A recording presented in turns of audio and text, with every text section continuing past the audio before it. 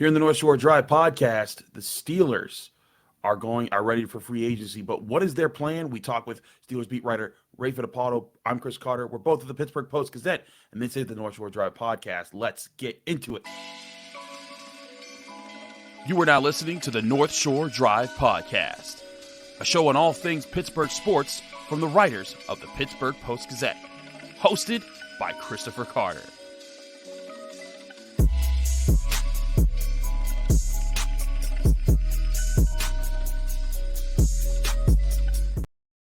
And welcome to the North Shore Drive podcast from the Pittsburgh Post-Gazette. I'm your host, Chris Carter, and I'm joined today again by Ray Fittipaldo, our esteemed Steelers beat writer here at the Pittsburgh Post-Gazette. You can find all our content at post-gazette.com.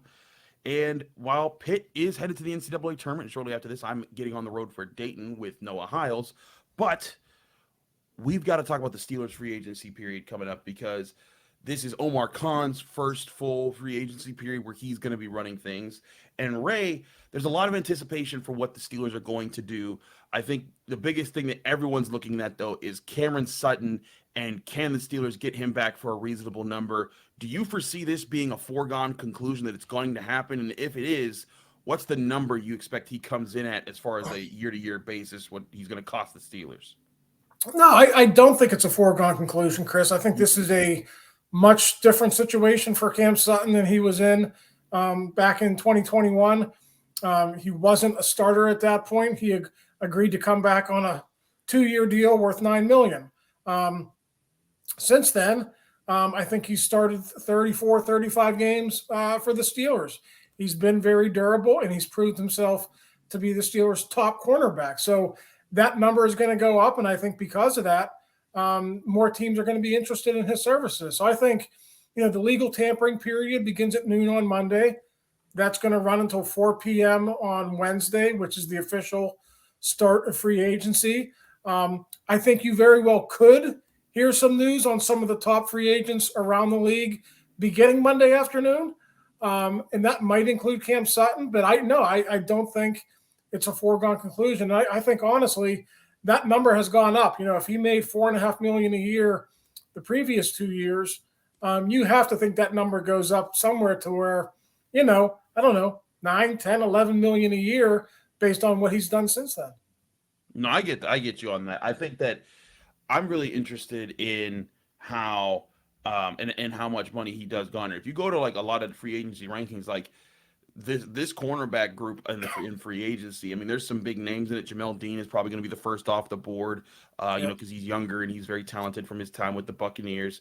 But and there's James Bradbury after his time with the Eagles. But Cameron Sutton's right up there with the rest of the guys after those two. And I think that it's going to be interesting to see what kind of number he pulls, because he's also right in that perfect age range of 28 years old, an unrestricted free agent. He could get anywhere from I've been ranging it anywhere from $10 to $14 million that he could get this year. And if you're the Steelers, I think that you got to be first in line for him, because he's a guy that you've developed. He's a leader. He's a person that you could count on in the slot or outside. He knows your defense, and I just think it's too good of a fit. And if we've talked about how deep this cornerback class is and how they should definitely get someone from it, I think that this would be the perfect opportunity to keep a leader in the locker room and then draft a guy who you expect to become a leader someday, so that a few years down the line, when, say, this 3-year deal, let's say Cameron Sutton gets signed to a 3-year deal, then he's then working with that young guy, and then whenever that deal's up, he's 31 years old. They're about to end they have one more year in their rookie contract, and then you're looking at, okay, that guy can kind of take the reins over from Cameron Sutton. But you got to sign him first. And I do agree, there's going to be some serious competition. And this is what Cam Sutton wanted. Part of what, him staying with the Steelers, he wanted to play outside to show the NFL he could be an outside corner and not just a slot corner. I think he showed that, like you said. It is going to be an interesting market. I know it's not a foregone conclusion, but do you see Cameron Sutton signing with the Steelers, or do you see him getting a big payday elsewhere? I think in an ideal scenario, yes, Cam Sutton returns. I think it makes sense for the Steelers to bring him back, as you just detailed. I also think Cam Sutton, the Steelers are a good fit for Cam Sutton. And the only danger, Chris, is there are teams with a ton of cap space out there who might be willing to go, sort of like in that $13 to $14 million range Whereas, the Steelers might say, hey, we really value you, but we value you at this number, and maybe that's, I'm just speculating here. Maybe that's somewhere between, I don't know, 10 and 12 million a year. They will not go over. They will put a value on Cam Sutton, and they will not go over it. If somebody wants to spend stupid in free agency and sign him to a deal worth $14 million a year or whatever that number might be, the Steelers are going to have to move on and pursue other options. So I don't know if that's going to happen, Chris, but that's the danger of free agency. Like I said, teams with a ton of cap space sometimes, make decisions that make it difficult on teams like the Steelers who are trying to retain their own free agents. And that is the part of the competition there. And like you said, they have other guys that they want to retain. And I think that one of the interesting aspects of this is that, and maybe something that Steelers fans aren't used to because of just how their personnel has worked out, but this is a secondary the Steelers are trying to keep together. This secondary, they just led the NFL in interceptions. And the Steelers didn't make the playoffs. It wasn't their best season, but the secondary was one of the best parts of the team. When you look at Cam Sutton, even with, Ahkello Witherspoon being, having his problems, Levi Wallace stepping in, Minka Fitzpatrick, Terrell Edmonds, and DeMonte KZ when he was able to get healthy. But both Edmonds and KZ aren't signed right now, and they got to sign either both of them or find two replacements. Now, we've heard wrinklings that maybe KZ is a foregone conclusion. What is your opinion on them being able to keep both safeties, one of them, or if they're going to have to just kind of reset everything with the safeties around Minka Fitzpatrick? If it's anything like last year, Chris, we're not going to get any idea of who's going to come back maybe until May. I mean, Terrell Edmonds signed 2 days before the draft last year. He went out, and the Steelers allowed him to go out and seek other offers, and he didn't have a lot of takers. And the Steelers brought him back. I think the number somewhere around $2 million a year. Very affordable year for the deal for the Steelers. KZ was even cheaper. KZ came in like around the vet minimum, right around $1 million a year. I tend to think that KZ will come cheaper again. I think Edmonds had a nice year, but again, Chris, I don't know that it's going to be a whole lot different for him this year. Maybe he gets a team out there that wants to offer him $3 million a year, and he might take that. But the nice thing for the Steelers is they have KZ as a fallback option.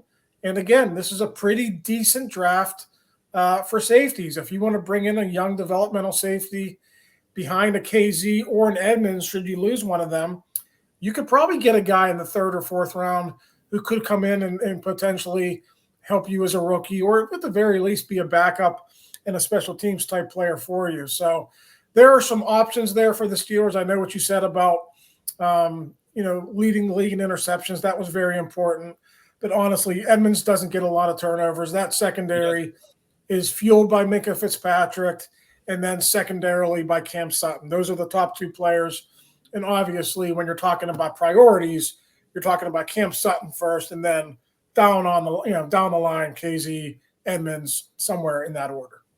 I get you on that, but I want to talk about other positions. We'll look at those other positions in free agency and what to expect around the league as well, right here on the North Shore Drive podcast, so stay tuned. But first, before we do any of that, we got to talk to you guys about Yinzers in the Berg. Yinzers in the Berg is the number one place for you to go for all your Pittsburgh sports memorabilia, apparel, accessories, and much, much more. Go to Yinzers in the Berg today, and they have 2 stores in the Strip District that you can check out to find Steelers gear, Penguins gear, Pirates gear, Pitt gear, anything that you want to celebrate Pittsburgh sports with, they've got it there for yourself or for your friends or your loved ones to get a gift. If you can't make it to the Strip District, go to their website, yinzerspgh.com. At yinzerspgh.com, you can check out their merchandise, which is updating every week with new stuff that you can get for yourself or your loved ones when you're looking for Pittsburgh sports merchandise. So get Pittsburgh sports apparel, accessories, and much, much more at Yinzers in the Berg or their website, yinzerspgh.com.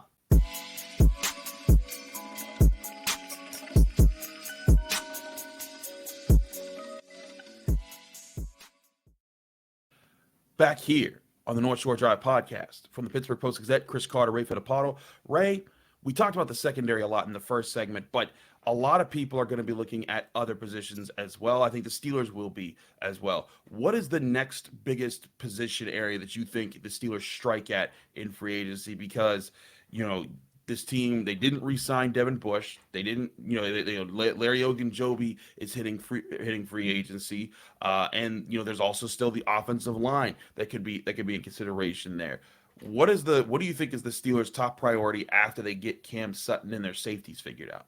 Yeah, I think defensive line, and you got to decide if Ogunjobi's coming back or do you have to move on there? I mean, that's an interesting situation, Chris. Ogunjobi was kind of dinged up all year, excuse me, but when he did play, he was pretty effective, and they found a way to get him healthy for Sundays, but it wasn't easy during the week. And then you compound that by the issue of, his agent, after what happened last year with that $40 million deal with the Bears falling through, his agent's going to try to recoup some money this year. Mm-hmm. So, are the Steelers going to be, really, really involved in those types of negotiations? Or again, are they going to have a value on Larry Ogunjobi and they're not going to go over that value? So I think with both Cam Sutton and Larry Ogunjobi, we should have a pretty good idea early about what's going to transpire with those guys, unless physicals and medicals with Ogunjobi are an issue again. So, a couple of names I threw out there if they cannot retain Ogunjobi. Sheldon Rankins is one from the Jets, former first-round pick of the Saints. He's 29 years old. A guy I really like, Greg Gaines from the Rams.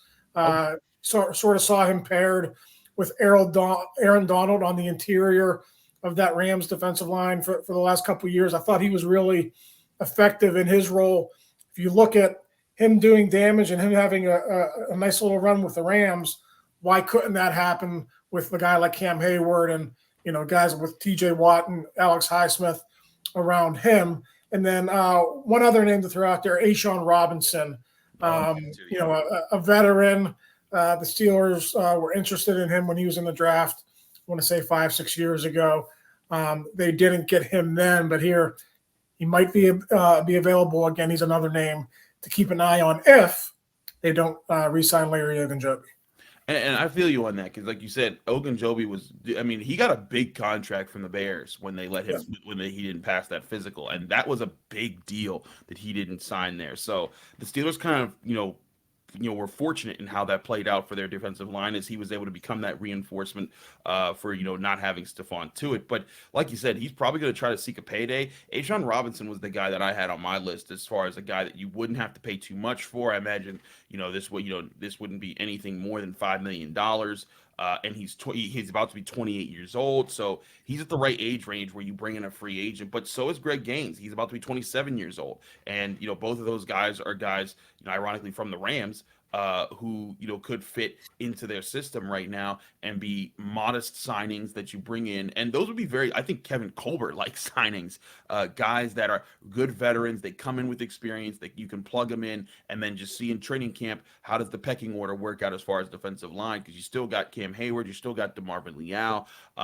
Chris Wormley, I think, is out there in free agency. I wonder if he gets in that consideration. But interior defensive line is definitely a concern because they want to make sure that their linebackers are kept clean. They want to make sure that they're still generating a pass rush and they're able to win up front. Because again, stopping the run is a primary concern for the Steelers. If I'm looking at that, I'm looking at linebacker. Do you think that they find their linebacker that pairs with Miles Jack in free agency, or is this a position that we're still looking at the draft and we're saying, man, they really have to get somebody because they need a starter, a solidified starter next to Jack? Yeah, that's a similar situation to defensive line, to be honest with you. Devin Bush is not coming back. He's one unrestricted free agent. Robert Spillane is the other. I think, like Ogunjobi, it would make sense to bring back Robert Spillane. I think they've never viewed him as a starter, Chris, but it seems like as every season goes on, he finds his way into playing starter snaps. Now, that very much could be a reflection on Devin Bush, injuries, other guys not working out like Jobe, and I can go on down the line. But when the dust settles, Robert Spillane is always playing, and he's playing a good number of snaps for the Steelers. So whether they view him as a starter or just really a premier backup, I think there's a chance that he can come back. And if he does, I don't necessarily know that means that they're going to sign another inside linebacker in free agency. Now, let's say they don't retain Robert Spillane. Let's say they decide to move on or he signs with another team. You got JT Edwards from the Eagles, who's going to be on the open market. Again, I don't know how much he's going to cost. He's a former undrafted free agent. He's not going to be a big money guy, but I think he could probably come in that mid-price range. And then there's some other inside linebackers who are on the market, but it's not a great year for inside linebackers in free agency or in the draft, to be quite honest with you. You got some guys who are more like day 2 picks in the draft. Your Jack Campbells and Drew Sanders and guys of that ilk. So it's not a great year in March, and it's not really a great year in April or May either for inside linebackers. That's why I think they might try to keep Spillane and then maybe take a flyer on a guy day 2, day 3, see if they can develop those guys behind Miles Jack, Robert Spillane, and Mark Robbins. I want to talk more about that because I think that working out of linebacker, because that's one position group. We talked a lot about the position groups in this draft that are strong. I see this linebacker draft class as not being great. There's some really good prospects in it. I like Jack Campbell. I like Trenton Simpson. I like Drew Sanders. But after that first group of guys that really are more second and third round guys, there's a steep drop off. So it could be a situation where if the Steelers don't get in on that group, they would be left hanging out to dry if they didn't find an answer in free agency. I want to talk about that and maybe some potential big spenders out there that could make things really interesting as free agency continues to fly. We'll do that right here in the North Shore Drive podcast from the Pittsburgh Post-Gazette. Chris Carter and Ray Fittipaldo will be right back, continuing our talk about the Steelers and NFL free agency.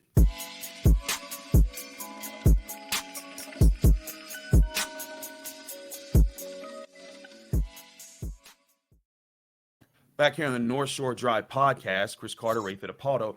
Ray, one of Kevin Colbert's oldest philosophies was he wanted to make sure the roster felt solidified going into the NFL draft, so there weren't any obvious holes that pigeonholed the Steelers into picking one position above all else, regardless of how the draft board played out. I foresee that philosophy still being part of Omar Khan's his sight on how this is going to play out. I can see that continuing, but I think it's going to be interesting to see what does he consider solidified. What does he consider a good place? One, I think the Steelers need to address safety. They need to figure out what's going on with Cam Sutton. If not Cam Sutton, then there's a starting corner there. I think they need to address linebacker with more than just re-signing Robert Spillane. But is Omar Khan going to change up how the Steelers front office looks by maybe getting a little more aggressive in free agency than we've seen the Steelers? Because despite them having about $10 million in cap space because they released William Jackson III already, he's in a position where I think that he said he feels comfortable. We talked to him at the combine. He feels comfortable with where the Steelers are salary cap wise. Does he use that to get aggressive here over the next week or so? Yeah, listen, they can do some restructures. They can cut some other players. They'll, as you said, Chris, they'll have plenty of money to make some moves. They are not going to make a big splash free agent signing in the range anyone who costs like $15, $20 million a year. Right. They're just not going to do that on any outside free agents. But you could see some guys who come in like in that James Daniels or Miles Jack range of contract, right? That second tier of contracts. I think Miles Jack signed a 2-year deal worth $16 million, so $8 million a year, and I think James Daniels was right around that same number. You could see outside free agents come in that price range, but no, you're not going to see any splash signings. I'm not ruling that out in the future, but just the way it shapes up this year, their own free agents they want to retain. The fact that I think they just kind of want to fill some holes on the rest of the roster, I think you'll see those low to mid-tier signings. You're not going to see anybody like Omar Khan going out and spending big money this year. I hear you on that. There's going to be some big spenders out there, and there's some really big free agents. Lamar Jackson, we've gone over his situation with how the Ravens expired the non-exclusive tag and how teams can now go bid on him if they want to. Teams have reports have leaked that teams aren't going to do that as much. But what do you see as far as some of the who are going to be the biggest names that fly off the board the fastest, as far as players that Steelers fans are probably really excited, oh, get that guy, but you just know they're going to get those type of paydays that Omar Khan won't go for?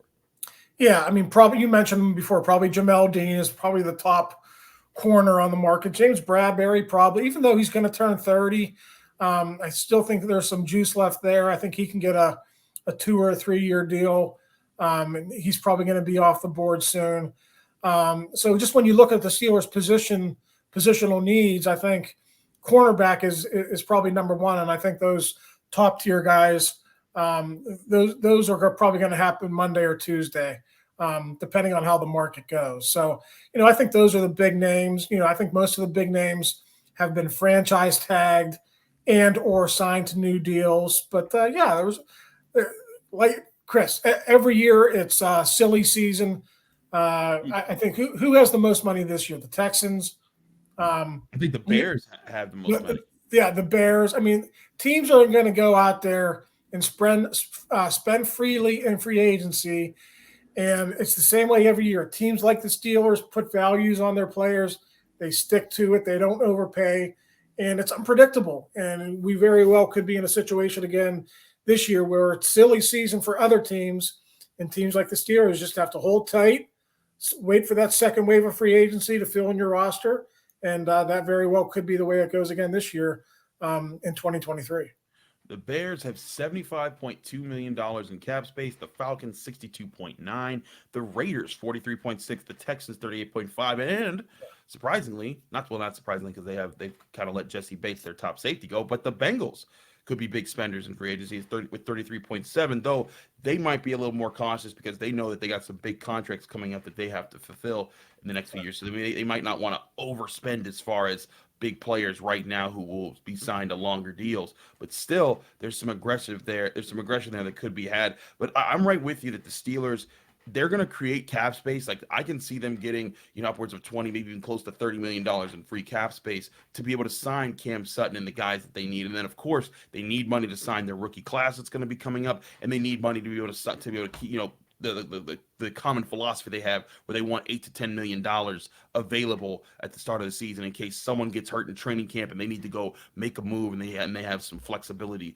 to work with there and stay above the cap. So this is going to be an interesting period, but I agree. They're not going to be too aggressive. Like you're not going to see the big spenders. And frankly, I mean, big spenders don't often win in free agency. The Steelers, I can see some signings.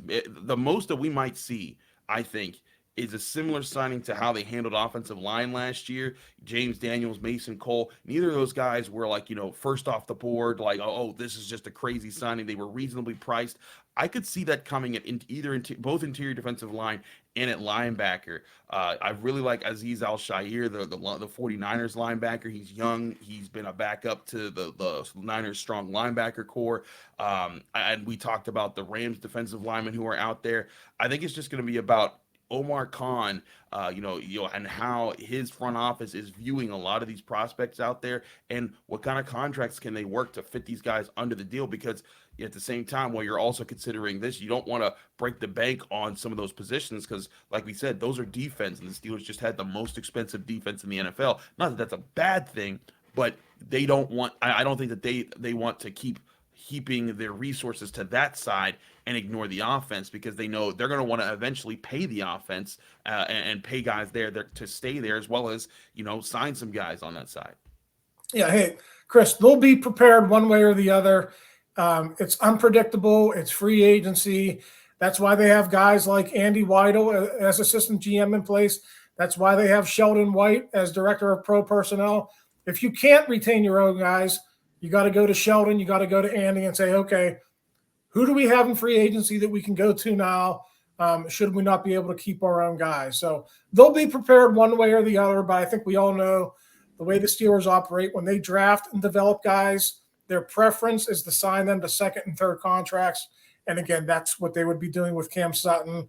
That's their first priority. But again, free agency is unpredictable. You never know which way it's going to go.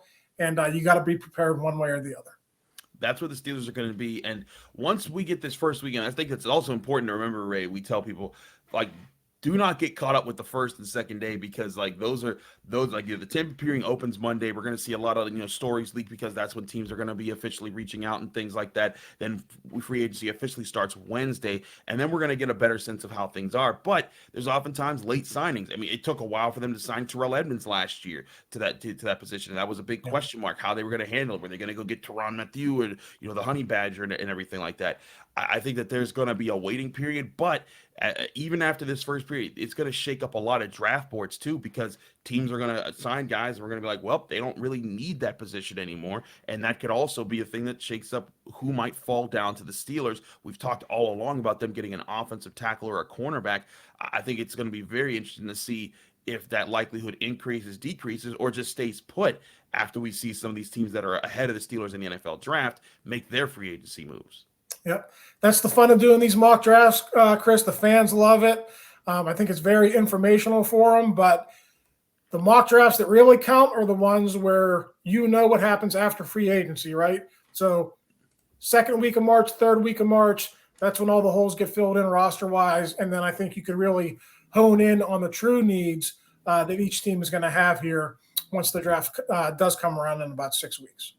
Absolutely. Do check out everything that we have here from the Pittsburgh Post-Gazette at post-gazette.com, where we'll be keeping up with the Steelers and keeping you updated with the Steelers as they make their free agency moves, as well as some of the other big moves in the NFL. He's Ray Fittipaldo. I'm Chris Carter. This has been the North Shore Drive Podcast. Thanks so much for checking us out. We'll be back on your screens and in your ears Wednesday. We'll see if the Pitt Panthers are still dancing. They're going to be playing Mississippi State in Dayton Tuesday night, 9 p.m. Noah Hiles and I will be on hand for that. We'll get you some insight on what to expect with Pitt, and if they do win that game, they'll be playing Iowa State on Friday. A lot of crazy stuff that could be going on, but it's a great time to be covering Pittsburgh sports here at the Pittsburgh Post-Gazette. Back Wednesday here in the North Shore Drive Podcast. But remember, here at the Pittsburgh Post-Gazette, we have daily content all week long, so keep tuning in to this podcast channel and this YouTube channel to get all the Pittsburgh Post-Gazette's content. From Chris Carter and Ray Fittipaldo, see you Wednesday right here on the North Shore Drive Podcast.